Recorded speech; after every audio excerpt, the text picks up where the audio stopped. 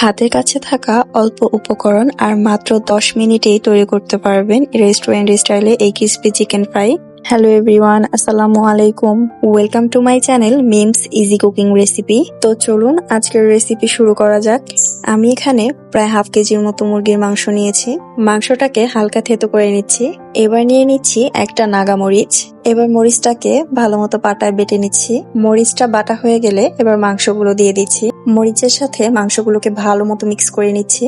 এর মধ্যে দিয়ে দিচ্ছি 1 চা চামচ আদা রসুন পাউডার, আপনারা চাইলে বাটাটা ইউজ করতে পারেন। এবার দিচ্ছি 1 চা চামচ সয়া সস, 1 চা চামচ লবণ, 1 চা চামচ ধনিয়ার গুঁড়া, 1 চা চামচ মরিচের গুঁড়া, হাফ চা চামচ জিরার গুঁড়া, হাফ চা চামচ গরম মশলার গুঁড়া, আর লাগছে 1 চামচ ম্যাগি সস, চামচ টমেটো সস।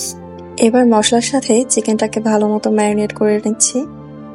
আপনারা চাইলে এই পর্যায়ে চিকেনটাকে কিছুক্ষণ রেস্টে রাখতে পারেন। এবার চিকেনটাকে একটা প্লেটে তুলে নিয়ে এর মধ্যে দিয়ে দিয়েছি একটা ডিম। ডিমের সাথে চিকেনটাকে ভালো মতো ম্যারিনেট করতে হবে। ম্যারিনেট করা হয়ে গেলে এর মধ্যে দিয়ে দিচ্ছি 2 টেবিল চামচ ময়দা ও 2 টেবিল চামচ কর্নফ্লাওয়ার। এরপর চিকেনের সাথে এই ময়দা আর কর্নফ্লাওয়ারটাকেও ভালো মতো মিক্স করে নিতে হবে। আপনারা চাইলে এই পর্যায়েও চিকেনটাকে কিছুক্ষণ রেস্টে রাখতে পারেন, তবে আমি আজকে রাখবো না। চুলার আগে থেকেই তেল গরম করতে দিয়েছি। এবার চিকেনগুলোকে তেলের মধ্যে ছেড়ে দিচ্ছি। চেষ্টা করবেন চিকেনগুলো ডুবো তেলে ভাজার জন্য, এতে করে চিকেন ফ্রাইগুলো একদম পারফেক্ট হবে।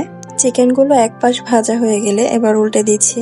আমি এখানে প্রায় 8 থেকে 10 মিনিটের মতো চিকেনগুলোকে ফ্রাই করে নিয়েছি। চুলার আঁচটা অবশ্যই মাঝারিতে রাখবেন, তা না হলে কিন্তু চিকেনগুলো পুড়ে যাবে। এবার পছন্দ মতো কালার চলে আসলে চিকেনগুলোকে তেল থেকে উঠিয়ে নিচ্ছি। এবার সেম প্রসেসে বাকি চিকেনগুলোকেও আমি ফ্রাই করে নিচ্ছি। বাস তৈরি হয়ে গেল মাত্র 10 মিনিটে ক্রিসপি চিকেন ফ্রাই। ভিডিওটা ভালো লাগলে অবশ্যই লাইক, কমেন্ট ও শেয়ার করতে ভুলবেন না। চ্যানেলটা সাবস্ক্রাইব করে পাশে থাকুন। আল্লাহ হাফেজ।